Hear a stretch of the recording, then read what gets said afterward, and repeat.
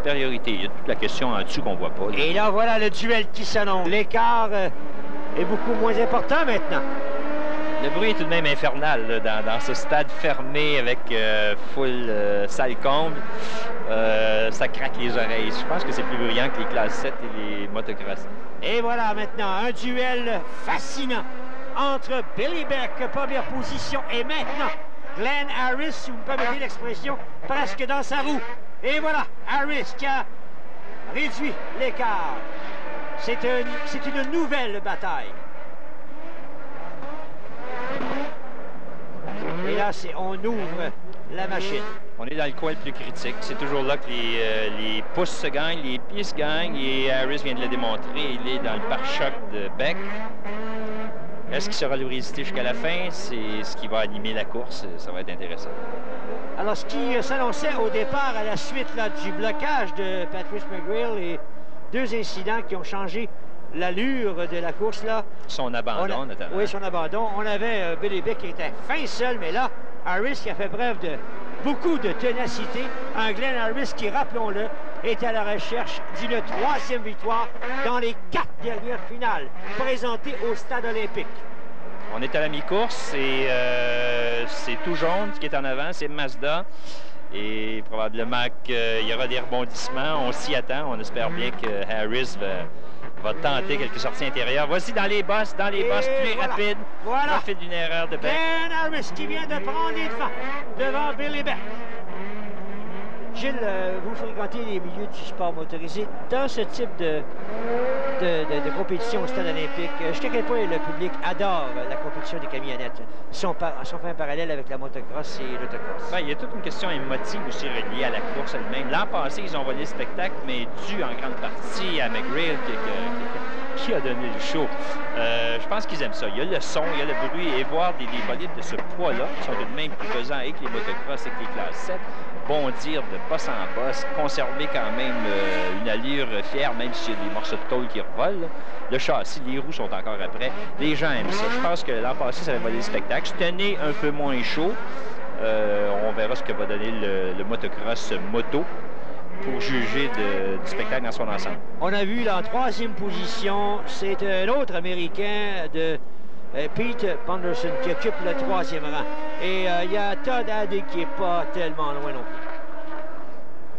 Et si, là vous parlez, on va demander à l'expert en mécanique, au niveau de bris mécanique, jusqu'à quel point ces véhicules-là sont-ils plus, entre guillemets, là, plus vulnérables, plus fragiles que, par exemple, l'autocross et le motocross?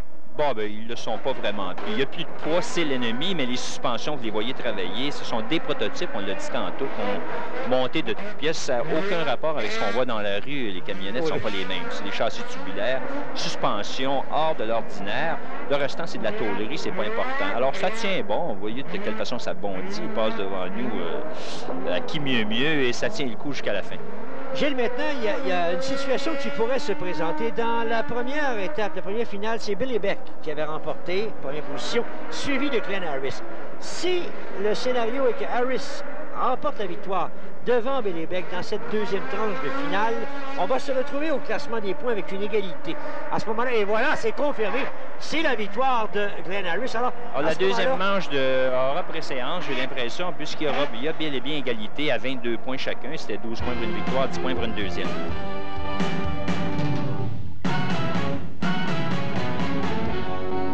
Eh bien, décidément, la finale de la catégorie véhicule tout-terrain, la famille des Ormeaux sera en vedette. Parce qu'après Pierre, c'est au tour de Jean de remporter sa qualification et de mériter une place en grande finale. Alors, Jean Desormeaux, il n'était pas question de laisser Pierre tout seul en finale. Non, l'an passé, j'ai très mal parti. J'ai eu un flat au 2e tour, fait que cette année, j'y vais tout pour tout en finale. Je crois pouvoir prendre les 2 premières positions cette année, soit la première ou la deuxième. Jean Desormeaux, il y a 2 ans, vous aviez remporté la grande finale au Stade olympique de cette catégorie. Jean, quelle est la différence entre le parcours des dernières années et ce parcours-ci en 1989? Le parcours en 1989 est beaucoup mieux qu'en 1987. Le parcours est plus vite cette année que les autres parcours qu'il y avait l'an passé. Jean, oui, vous avez toujours eu raison de Pierre dans presque toutes les compétitions. est-ce qu'il y a quand même une bonne ambiance entre les deux frères? Oui, il y a pas mal d'ambiance. C'est beaucoup serré cette année parce qu'on s'est beaucoup entraînés tous les deux pour venir gagner ce super motocross ici ce soir. Jean, vous avez parlé de l'entraînement tous les deux. On peut parler de combien d'heures particulièrement d'entraînement intensif? C'est 4 heures d'entraînement par jour, 7 jours sur semaine. C'était le travail que ces messieurs ont accompli. Ils ne sont plus qu'à un gain de l'objectif final. Qui remportera la victoire en finale VTT? Pierre ou Jean Desormeaux? Une courte pause, on vous revient dans quelques instants.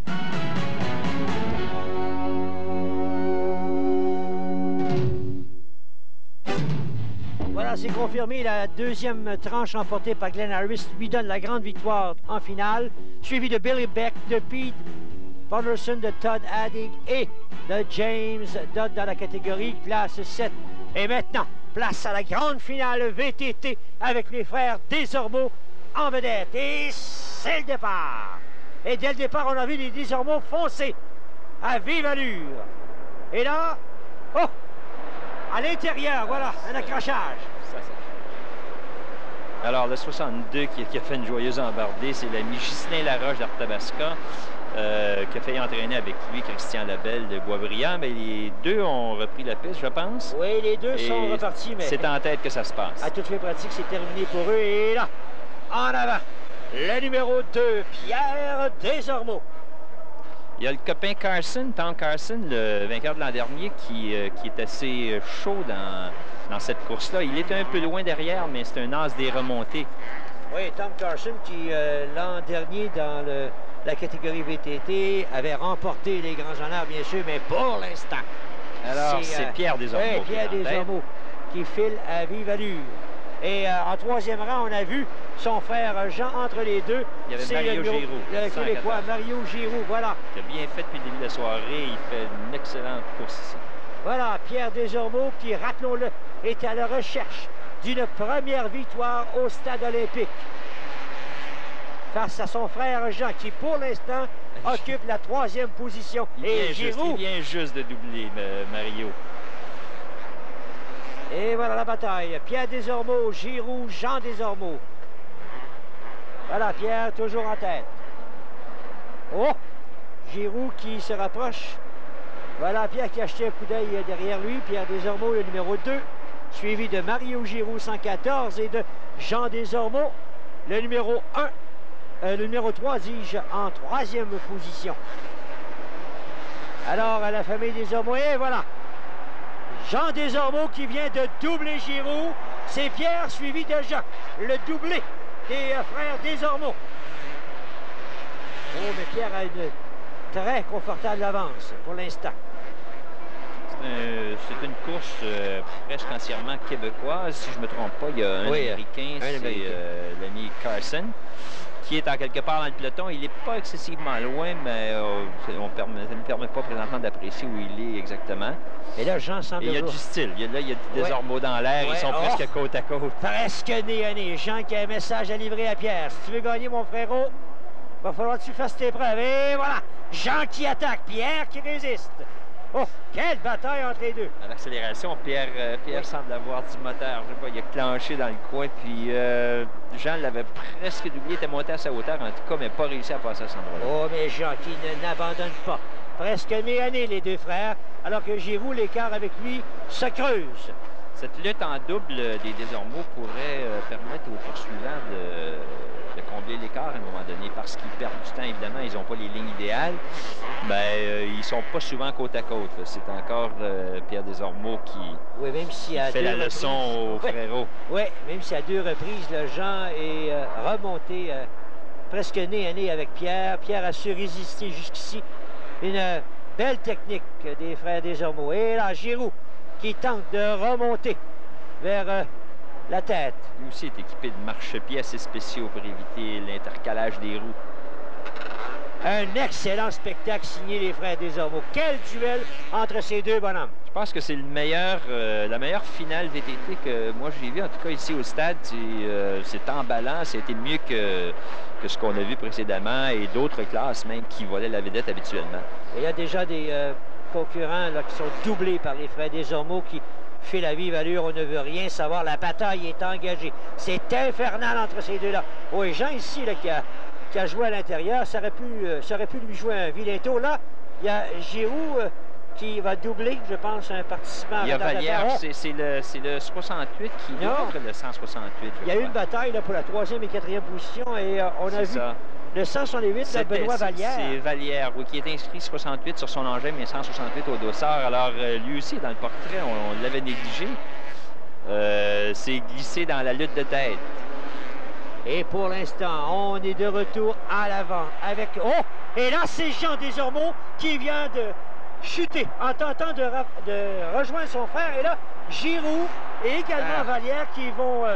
mais là, quel spectacle! Desormeaux qui résiste. Il s'est relevé sur le champ, n'a pas perdu de terrain, a foncé à travers, ça a soulevé la foule. Et il a presque retrouvé sa place. En fait, il va se retrouver derrière. Là, il est en 4e position, mais quand même, il a chuté, il s'est relevé et demeure dans le 2e peloton. Mais en tentant de rejoindre Pierre, il a chuté. Là, Pierre, la victoire qu'il attend depuis si longtemps lui a été offerte sur un plateau d'argent. Mais l'autre Jean Desormeaux, il est coriace, Jean Desormeaux. Oui, parce que les deux, Giroux et Vallière, devant lui, n'offriront peut-être pas une résistance trop longue. Oh. Alors déjà, il attaque Vallière. S'il fallait que Jean Desormeaux rejoigne son frère, ce serait la performance de la fin de semaine. Et voilà, il est maintenant en 3e position. Il a doublé Giroux. Seul Vallière lui résiste, mais pour l'instant, là, à l'intérieur, il tente de le dépasser. Vallière résiste. Oh! Desormeaux est en train de voler le spectacle. Et voilà. Et là, oh, on a bien failli voir Vallière être complètement débordé vers l'extérieur, mais il résiste. Et il s'accroche. Et voilà. La 2e et 3e position, c'est l'intérêt présentement, puisque Pierre, lui, avec la chute de son frère, se retrouve, ouais, voilà, Pierre qui est à tout fin seul en avant. Pierre qui est à quelques instants de savourer enfin un premier triomphe au stade olympique. Il donne l'impression de savoir quelle est la situation exacte. Il est relax, il est debout, prend bien ses virages, épouse bien les bosses. Mais l'autre qui n'est pas debout, c'est Jean qui attaque. Oh, c'est nez à nez avec Vallière. Et Jean qui vient de reprendre le 2e rang. Quelle performance! Et voilà, Vallière maintenant 3e, Giroux 4e. Et oh là, c'est, oui, il y a le numéro 68, si j'ai bien vu. 69, ouais. Carson, ouais. qui est pas loin. J'ai l'impression, moi, qu'il a doublé, on va le voir au prochain passage, j'ai l'impression qu'il a doublé notre ami Giroux. Desormeaux maintenant. Ils ont tous les deux des engins rouges, ça prête à confusion, mais Carson de Hoppedale dans l'Ohio, sur un Honda. J'ai voté, moi, les gars, des gros numéros. Ben, ils ont tous les deux des Honda, alors ça prête à confusion. Alors, c'est un dernier tour. Et on a vu il y a quelques instants, le revoilà, le bonheur. Oh, monsieur, lui, il va s'accrocher. Enfin, il voit la possibilité toute grande de briser la glace au stade olympique. Il a acheté un coup d'œil derrière et oh, l'autre. Et voilà, le pouce, c'est la victoire. Et voilà, c'est fait. Et Jacques qui va finir 2e. Les deux Desormeaux. Quel spectacle ces deux bonhommes-là. Et voilà. Et Carson qui vient se pointer. Se doubler, mais Jean Desormeaux, on voit le tableau. Il a vraiment performé d'une façon extraordinaire. Les frères Desormeaux suivis de l'Américain Tom Corson, Benoît Vallière et Mario Giroux. Les jeux sont faits dans la catégorie véhicule tout-terrain. Ça appartient à la famille Desormeaux. Mais cette fois-ci, au stade olympique, c'est l'aîné Pierre qui l'a emporté. Pierre Desormeaux, une victoire contre le plus jeune. C'est en même temps avec la victoire à Toronto, le championnat canadien. Premières impressions. C'est ça, les deux, ça m'a donné le championnat canadien. Puis je suis très satisfait parce que je n'avais jamais gagné à Montréal. Je voulais en montrer aux spectateurs que j'étais pas bon rien que pour une 2e puis une 3e place, que j'étais capable de faire une première position. La glace est donc brisée, puis il y a Desormeaux, félicitations. Jean, on a tenté de rattraper Pierre au 5e tour. Il y a eu une erreur, une chute. Oui, j'ai tombé quand j'ai venu pour pouvoir dépasser mon frère. Quand j'ai tombé, j'ai pu remonter. Il y a deux compétiteurs qui l'ont passé. J'ai doublé les compétiteurs et prendre la deuxième position. Oui, j'allais te demander, au moment de la chute, avais-tu l'impression que c'était terminé? Oui, sur le coup, j'ai pensé que tout était fini pour moi, qu'on ne pouvait pas finir tous les deux dans les deux premières positions ici au Super Motocross. Et alors que j'ai parti avec beaucoup de courage envers moi pour rattraper les deux compétiteurs qui avaient pris en avant de moi et finir deuxième derrière de mon frère. Et Jean connaît la suite, une remontée extraordinaire, ce qui nous a permis d'assister à une fin palpitante. Rappelons la victoire dans la catégorie VTT de Pierre Desormeaux devant son frère Jacques. Il pause. On vous revient dans un moment.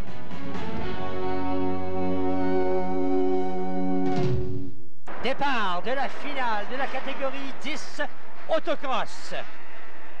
Et dès le départ, ça se bouscule. Et là, il y a un blocage causé par le numéro 26, Larry Noël. Le Californien, ça s'embourbe. C'est un peu toujours la même histoire. C'est ce qui fait le spectacle, ça. Et là, ce qui permet maintenant au numéro 27, Robbie Gordon, de prendre confortablement les devants en tête. Un bonhomme dont on a peu parlé, deuxième dans sa course de qualification. Alors, il s'échappe en tête. On ne sait pas si ça durera. Et pour l'instant, il y a une belle bataille là, pour une espèce de peloton étiré pour la deuxième position. Mais là, le meneur, il vole littéralement. Et qui a profité là, de ce blocage au départ pour s'échapper. Et c'est la pédale au plancher, si vous me permettez l'expression. Et Kevin Props, qui occupe présentement la deuxième position. C'est un des membres de l'illustre famille des Props. Il y en a eu de toutes les couleurs. En 85, Jeff qui a remporté l'autocross. On y reviendra à la famille Props. J'aimerais qu'on parle maintenant des candidats québécois dans cette épreuve, dans cette grande finale. Bon, on en a quelques-uns, puis le mieux placé, si on peut dire, quatrième dans sa course de qualification, Rénal Vaillancourt de Laval. Et un autre Vaillancourt, au collier de parenté, on le rappelle, Normand Vaillancourt, cinquième, lui, dans son... 3 fois finaliste, et son meilleur résultat fut une 6e position en 1987. Et l'an dernier, Normand, il a raté la finale. Et là, il est au rendez-vous dans le peloton. Mais pour l'instant, je m'excuse, pour l'instant, c'est toujours Robbie Gordon qui domine. Il fallait en ajouter un autre Canadien ici de Léry, Québec, Dean Dodd, le numéro 6. Alors voilà un monsieur qui a profité d'un excellent départ combiné avec un blocage au premier tournant. Rob Gordon qui tente de s'échapper. Et pour l'instant, en deuxième position, je pense qu'on le voit à l'écran, c'est le numéro 99, Kevin Ross. Il y avait également Normand Vaillancourt qui était bien placé avant qu'on le perde de vue, Serge, et il occupait, je crois, le 4e rang. Là, il y a eu un compétiteur en plein milieu de la piste qui est arrêté. Une panne. Alors, Gordon, suivi de Kevin Bross. Et oui, la famille Bross, c'est un nom très connu dans le monde de l'autocross, Gilles Boissier. C'est ça. Le père il y a eu même le père. L'autre est un frère, je crois. Je pense, c'est pas Jeff, son frère, qui a remporté l'an dernier. En 85. Oui, cette épreuve. Le père s'est signalé, c'était Steve. Oui, Steve. Kevin Bross, je m'excuse, c'est un bonhomme ça, qui a connu certains succès au Stade olympique. Il a terminé deuxième en 82 et 87. OK, alors il est encore en position de frappe, mais à voir aller notre ami Gordon. Oui, Gordon, lui, qui n'épargne pas sa machine. Hein? Il va devoir accentuer le tempo s'il veut se glisser dans son sillon. De toute façon, les qualifications nous avaient donné deux bonhommes, Danny Rice plutôt, le 10, et Frank Bason, le 5. Alors, ils sont dans le peloton, ils sont au plus chaud de la mêlée, étant donné que notre meneur s'est démarqué complètement. On a vu, là, il a passé il y a quelques instants dans le tournant, Kevin Bross en deuxième position, mais loin derrière Robbie Gordon. Et là, c'est la bataille dans le peloton pour la 3e position, et ça met en vedette 5 Québécois. Rénal Vaillancourt avec Bob Gordon, un autre Gordon, le 17, Jim Nichols, le 3, Danny Rice, le 10. Alors ça, c'est le spectacle qui se fait là. Et nous, pour l'instant, on voit de quel bois se chauffe Robbie Gordon. Gilles, il faut bien expliquer pour les profanes, il y a un double système de frein sur ces automobiles. Ben, ça m'apparaît évident. Là, je ne suis pas versé en technique d'autocross, mais avoir manœuvré chacun de ces bonhommes-là, on remarque que la roue intérieure bloque en virage serré et ça pourrait être l'effet simplement de l'allègement de la voiture quand elle est déportée vers l'extérieur. Donc, cette roue-là aurait tendance à bloquer davantage, mais pas aussi catégoriquement que ça. Donc, j'ai l'impression qu'ils ont deux commandes et pour aider à compléter, à faire le virage, ils accentuent la glisse en bloquant une roue. On a vu l'officiel signaler la mi-course et là, il y a une bataille de titans pour la 3e position et en tête de ce peloton, le Québécois Vaillancourt. Rinaldo, oui, avec Bob Gordon, Orange en Californie. Alors ça dure déjà depuis un moment et je pense qu'on ne fera pas de quartier, justement. L'ami Gordon vient d'aller atterrir un peu dans les ballots de foin. Et là, c'est Vaillancourt qui tient le coup. Gordon qui est la même équipe, évidemment, que Robbie Gordon, les deux qui viennent de Orange en Californie. Il y a Jim Rice aussi qui s'accroche et même, je pense qu'il gagne un peu de terrain, le numéro 3, un autre bonhomme de la Californie. Là, c'est le spectacle actuellement au stade olympique, la bataille pour le 3e rang. Alors, Vaillancourt qui est pourchassé par deux autres concurrents. Il y a Art Schmidt, le 3e, évidemment, de la famille. C'est un illustre qui est là, mais je me demande s'il est au plus fort de la lutte ou s'il n'a pas été attardé à un moment donné. Et là, on a vu à l'écran le meneur, Robbie Gordon, le numéro 27. Lui, il n'y a pas de problème. C'est à pleine vapeur. Et là, il se prépare à doubler. Retardataire, voilà. C'est un peu dommage que sa supériorité ici le place si loin en avant. Ça nous prive un peu d'une lutte qui aurait dû normalement être un peu plus chaude, Serge. Mais ce bonhomme-là, on n'a rien à lui reprocher. C'est les autres qui, peut-être en se battant, perdent du terrain, mais lui, il est parfait sur là, on a vu Gordon, hein, il ne veut rien, absolument rien savoir. Il n'épargne pas son véhicule et ça fonce, monsieur. Risque même l'accident. Alors, l'accident, c'est terminé, hein? On vient de perdre une première position. Il ne donne pas des signes de ralentir. Là, on est de retour à ce combat acharné. Vaillancourt devant le numéro 17, Bob Gordon. Il y a également le numéro 12. C'était le 10 et le 37. 10, ouais. Rice et Crowder maintenant. Jamie Crowder qui est là. Alors, à 4 comme ça, ils vont tenir la foule en haleine, c'est à peu près certain. Et rappelons, pendant qu'on voit ce duel de la 3e position, le vainqueur des 2 dernières années dans cette catégorie, Billy Beck, lui, a changé, rappelons-le. Il n'a pas déclaré forfait. Il est encore les manches roulées, mais il est chez les camionnettes, en classe 7. Maintenant.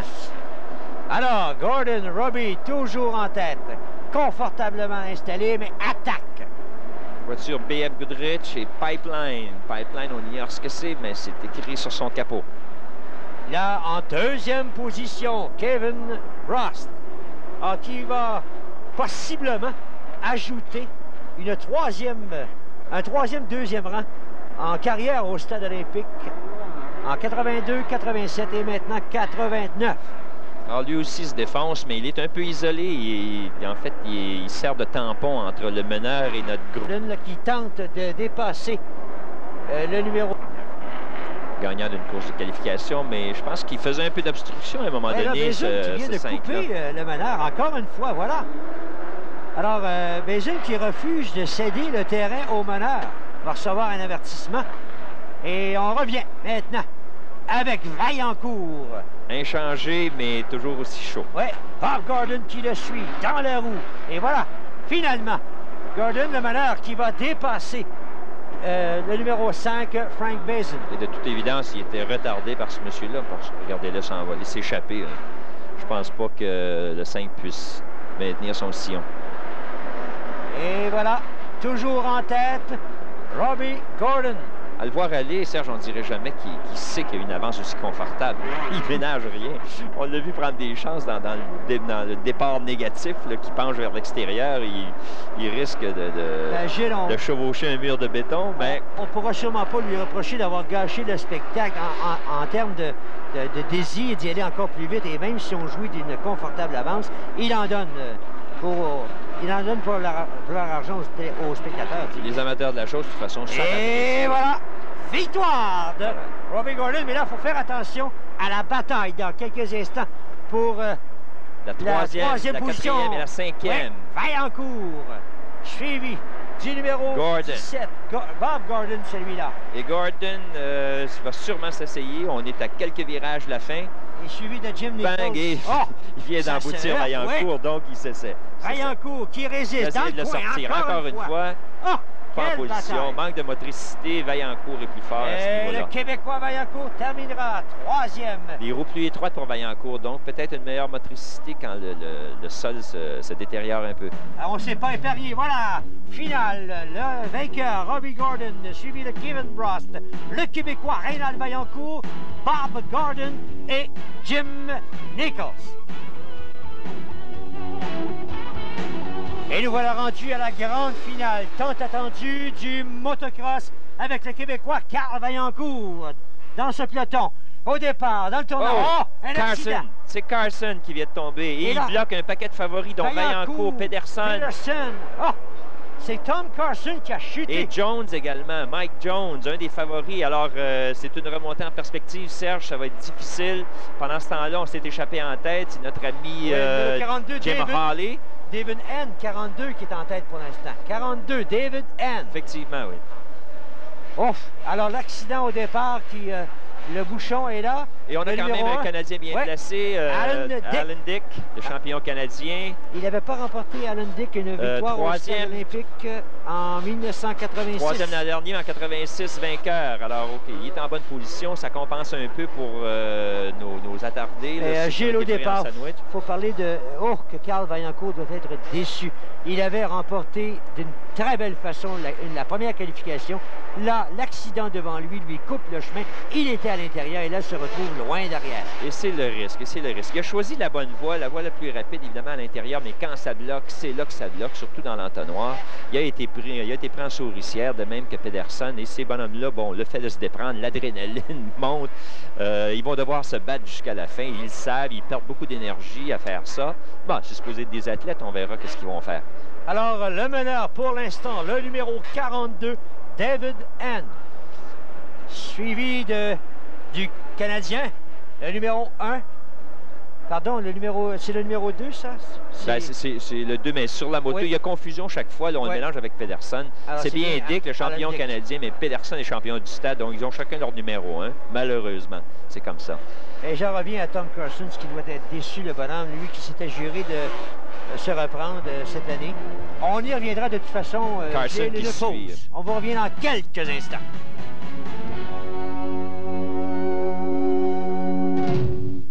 Les données sont changées, Gilles Boursier. Le meneur est maintenant le numéro 28.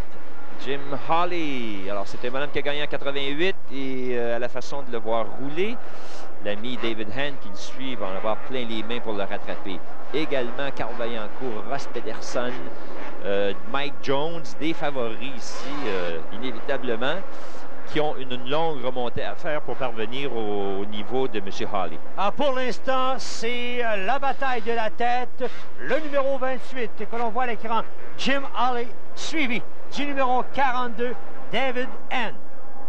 Et curieusement, dans son épreuve de qualification, il est passé directement à la finale, Hawley, mais il n'a terminé que 4e dans l'épreuve qu'a gagné Carl Vaillancourt. Et il y avait également David Henn dans cette manche-là.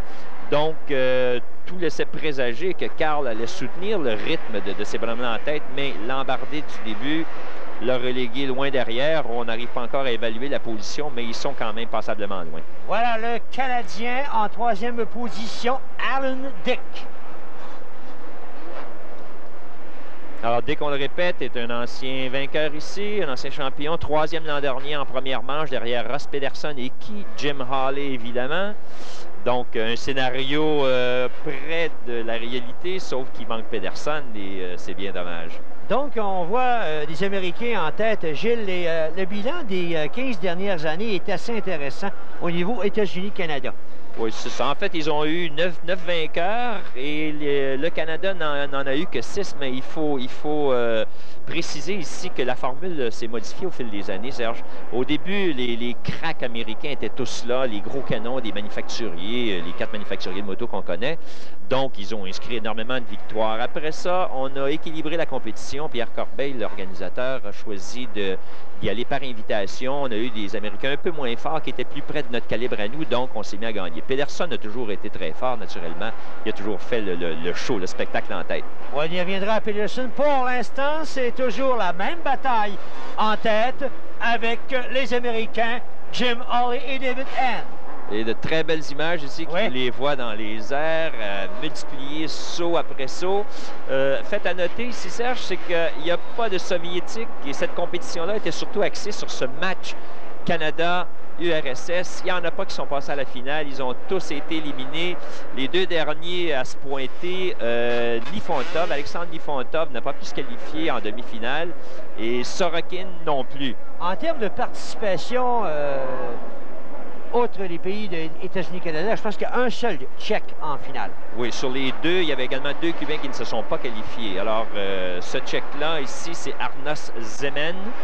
Il est passé à la finale dès sa première qualification. C'est un exploit, puis il est dans le peloton quelque part. Alors, Hawley et Hand qui dominent toujours cette compétition du super motocross Laurentide, la grande finale. On a vu Arnaud Bernard, sans qu'il soit montré à l'écran, qui a eu certaines difficultés. Il était quand même 6e à un moment donné. Il a perdu énormément de position. Il a fait une chute. Il se retrouve pas mal plus loin derrière. Et aux dernières nouvelles, le Québécois Carl Vaillancourt, rappelons-le, qui a été impliqué là, dans le blocage du début de course, est environ 11e. C'est ça. Celui qui réussit le mieux cette remontée après l'embardée du départ, c'est l'ami Carson. Qui fait très bien. Il est très fort en remontée. On a vu le numéro 23 là, qui s'est fait doubler. C'est un Canadien, ça. Jim Coleman, qui a été doublé par le meneur, qui est bien sûr Jim Hawley. C'est un gars assez qualifié. D'ailleurs, il a fait 3e en son épreuve de demi-finale, passé à la finale. Voilà, Carl Vaillancourt. Avec Ross Pedersen. Au moins, cette consolation-là de les voir rouler ensemble, ce sont 2 super athlètes. Je ne sais pas si Carl pourra tenir Pedersen en respect longtemps, mais de toute façon, ici, il se débrouille bien, semble à l'aise, même s'il ne progresse pas à un rythme aussi accéléré que la nombreuse foule l'aurait souhaité ici. On a vu il y a quelques instants, voilà, on le revoit, le numéro 28, le meneur qui double un autre concurrent. Et avec quelle aisance dans ces bosses-là qui sont déterminantes. C'est là que la partie se joue. Traverse ça comme si rien n'était. C'est ce qui sépare les hommes des enfants un petit peu ici. Voilà. Par moment, on pourrait dire qu'il vole vers la victoire. Jim Hawley, de la Californie. David Hand. Alors, 2 Américains qui dominent cette finale du motocross, présentée devant plus de 59 000 spectateurs au stade olympique. Ça prend pas grand-chose, Serge. Une petite embardée, et voilà, sans effet, des favoris sont derrière. Jeff Surwall, un excellent Canadien ici, qui est dans la course, pas très loin du peloton de tête. Il a même gagné sa demi-finale. Il ne s'était pas qualifié à sa première sortie, mais a gagné sa demi-finale et est passé à la finale. Allez, même en tête, là, qui a même avec une confortable avance qui y met toute la gomme. Alors, j'étais en train de te dire que, justement, ça a enlevé un peu de saveur à cette finale, le fait que nos favoris, du moins ici, aient été bloqués au départ. Vaillancourt, Pedersen et Mike Jones, trompons-nous pas, même Pedersen avait donné comme favori. Ça a enlevé le piquant. Habituellement, on les voit en tête, ces gars-là, et ça aurait soulevé la foule. Là, on laisse aller ces 2 Américains qui performent à merveille et tenteront évidemment de creuser l'écart pendant qu'on se bat derrière. Pedersen nous disait qu'il y avait seulement qu'une ligne en piste ici. Quand tu sautes, t'atterris et tu es toujours dans la bonne ligne. C'est très dur de doubler. Il y a un autre bonhomme qui est en train de donner tout un spectacle. Il s'agit de Tom Carson, celui qui a provoqué le blocage avec sa chute. Il est en train de remonter le peloton de tête. Alors, il est rendu très haut. C'est une performance remarquable de Tom Carson qui s'était juré de venger, dis-je, l'échec de l'an dernier. On vient de voir de belles images du stade, du tracé élaboré par Claude Léonard. Il est très beau cette année, il est solide, il n'y a pas d'ornière, la terre reste en place. Alors pour l'instant, Hawley, suivi de David Hand. Hawley qui, depuis les 5-6 premiers tours, domine ce peloton. Mais David Hand qui s'accroche, qui n'abandonne pas dans la série de petites bosses. Parlant de la série de petites bosses, ça a été une épreuve très difficile ça, pour les Soviétiques. Ici, on a Sirois, je fais une petite parenthèse. Oui. Robert Sirois qui est passé à la finale en vertu d'une 4e place en demi-finale et se démène assez bien avec le tracé. On ne peut pas évaluer sa position exacte, mais il est dans les roues de nos 2 meneurs. Oui, le numéro 141, Richard Sirois. Et voilà, Hawley qui attaque le point. Et c'est fait. Suivi de David N. Juste devant Hawley, il y a Arnaud Bernard. Oui, qui le a perdu Québécois. du terrain, mais qui est toujours d'attaque et c'est le spécialiste des sauts le plus spectaculaire. D'ailleurs, en Union soviétique, c'est lui qui avait gagné contre les Russes et il avait reçu le prix du pilote le plus technique. Évidemment, avec les sauts qu'il réalise, c'était facile pour lui de l'emporter. Et quelle belle image de Hawley et N, là, qui a bondi. Et voilà, la série de petites bosses, on en parlait. Une série de petites bosses, les Soviétiques ont été très dérangés. Pendant qu'on voit là, Bernard doublé. Arnaud aussi a été dérangé. Vous avez vu comment il a vacillé dans ces bosses-là. Lui qui a fait 3e, si je ne me trompe pas, même mieux que ça en épreuve de qualification. Arnaud Bernard 5e plutôt, alors il a été dérangé, mais pas autant que les Soviétiques, comme tu disais, Serge. Les Soviétiques n'ont pas réussi à maîtriser ce parcours-là, peu habitués qu'ils sont aux bosses, aux longs sauts. Et là, on vient de voir, Hawley, il l'a fait presque sur la roue arrière, cette série de bosses. Il reste, je pense, oui, 2 tours à faire avant de couronner. Messieurs, soit Hawley ou David N. À moins, bien sûr, d'une malchance. Bris mécanique ou chute, et surtout chute. Et l'ami Carson est rendu, selon nos estimations, en 4e place. Aïe, aïe, aïe! Un autre bonhomme qui a été bloqué, Mike Jones, qui était donné comme favori, est remonté aussi à la 3e place. Et il a fait la barbe à notre Canadien Alan Dick, un des anciens vainqueurs ici. En voilà encore une fois, l'audacieux Hawley à l'extérieur dans les séries de petites bosses là qui a doublé 2 autres Regardez-le participants. enfiler ses retardataires. Là, c'est le numéro Avec 19, quelle facilité. je pense. Si j'ai bien vu, non. C'est le numéro 18, Bill Wallen. Oui, il y a un gars qui a gagné la dernière chance, l'épreuve de repêchage d'ailleurs. Il a été doublé. Il y a quelque chose de révélateur ici, Serge, c'est que de ceux qui ont été bloqués au départ, c'est Jones qui s'en est le mieux tiré. Il est 3e présentement. Carson, 4e, s'en est mieux tiré que Pedersen, qui est autour de la 7e place. Et Vaillancourt, qui a perdu un peu de terrain, justement, à Pedersen, il est rendu autour de la 9e place. C'est quand même un exploit extraordinaire. Celui qui a provoqué le blocage, celui qui a chuté, est en 4e. Chaud. L'an passé, on se souvient, il a gagné l'épreuve des 4 roues, des véhicules tout-terrain. Exact.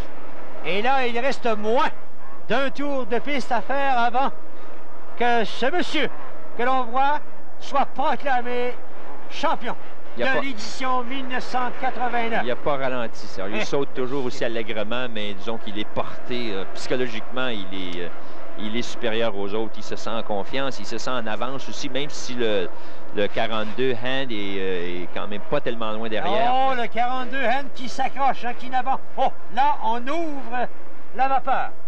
Oh, on n'abandonne pas. Voilà, Hawley dans la série de bosses, suivi de David N. Et c'est la victoire de Jim Hawley, confirmé.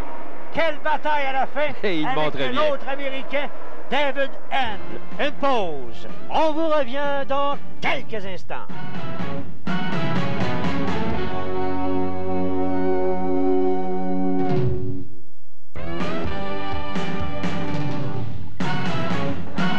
Les jeux sont faits dans la catégorie 250 cc et après une 5e position l'an dernier, le Québécois Carl Vaillancourt termine 9e. Carl Vaillancourt, un jeune homme relativement déçu. Certain, j'ai pas débuté la course comme j'aurais voulu. J'aurais voulu faire comme la qualification, prendre un départ en première position, rouler une meilleure course, mais... Il faut dire qu'au départ, il y a eu un blocage qui n'a pas aidé. Il y a eu un accrochage, c'est ce qui a retardé 3 des meilleurs coureurs, dont j'ai été pris dans cet accrochage-là. Et puis repartir dernier, reprendre le momentum. Je me suis retrouvé dans une belle position à un moment donné, mais il y a eu un autre accrochage. C'est ça qui arrive dans les courses. Surtout à une course par année, tout le monde il donne son 100% pour les 15 tours. C'est assez rapide, donc il n'y a pas de place pour l'erreur. Et pourtant, Carl, avant même que l'épreuve commence, le public vous acclamait. Lorsque l'annonceur Maison demandait qui les gens voulaient voir sur la plus haute marche du podium, et lorsqu'on a nommé le nom de Carl Vaillancourt, la foule s'est mise à hurler. Alors, c'était une course au départ, c'était très motivant de démarrer de belle façon. Malheureusement, ce n'est pas le cas. Carl, c'est quoi ta réaction finalement avec une 9e position? Je ne veux pas me laisser abattre par ma course parce que j'ai roulé une belle course. J'ai prouvé que j'avais la vitesse en qualification pour rouler avec les 2 premiers qui ont gagné ce soir. C'est des bons coureurs, mais j'avais définitivement la vitesse pour rouler avec ces gars-là. Puis j'aurais juste espéré d'être avec eux autres à partir du départ. Puis pour le public québécois, j'aime ça quand ils m'encouragent. Dans ma qualification, ça m'aidait. C'est comme si tu avais quelqu'un qui te poussait en arrière de toi qui te dit « Bon, continue comme ça va bien. » Puis j'aime ça gagner, surtout au Québec. C'est plus encourageant. Et Carl, une dernière question, évaluation de ta saison 1989. J'ai eu une bonne saison sur le circuit canadien. Sur le circuit canadien, on fait 24 courses, contrairement ici au Stade olympique en une course. Donc, on peut définitivement savoir qui est le meilleur. C'est une longue série, les courses sont plus longues, mais comme je dis, c'est ça qui fait partie des courses. Puis les courses en stade, c'est peut-être pour ça qu'elles sont plus excitantes, parce que c'est plus court, c'est une course, donc tout le monde y va en fond de train. Merci, Carl Vaillancourt.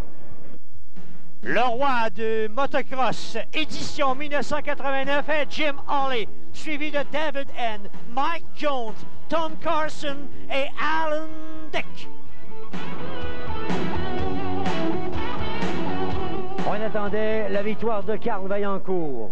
On a eu droit à celle du duo en VTT de Pierre et Jean Desormeaux. Mais avant de parler de ces deux jeunes hommes, Gilles Boursier, la grande finale du 250 cc, le public réclamait Carl Vaillancourt. Ça n'a pas été le cas. Il a terminé 9e. Réclamait aussi Ross Pedersen. Il a terminé 7e. On sait ce qui est arrivé, Serge. Un embouteillage avec Tom Carson au tout premier virage. Pedersen est bloqué. Jones est bloqué. Vaillancourt est bloqué. Ils n'ont pas pu remonter. Finalement, ça s'est livré tout autrement. Les Américains se sont sauvés avec ça. Hawley a fait une course incroyable. Seul en tête, il a mis quelques tours à doubler le 42 Hand, mais après ça, c'en était fait des espoirs des Canadiens, des Québécois notamment. Rapidement, il y a un monsieur dans la catégorie des camionnettes, là, qu'on espérait beaucoup de lui. Il a fini 3e l'an dernier. Ça a été beaucoup moins bien cette année. M. McGrail?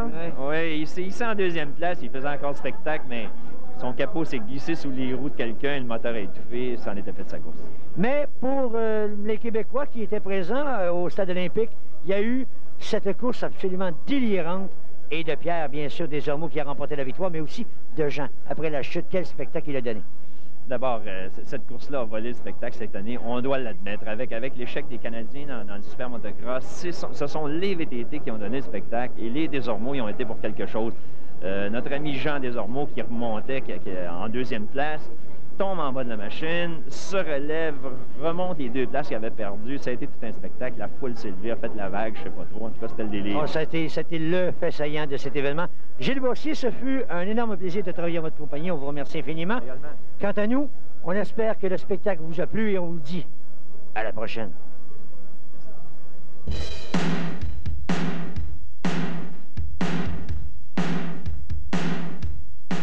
Le super motocross Laurentide était une gracieuseté de la bière Laurentide.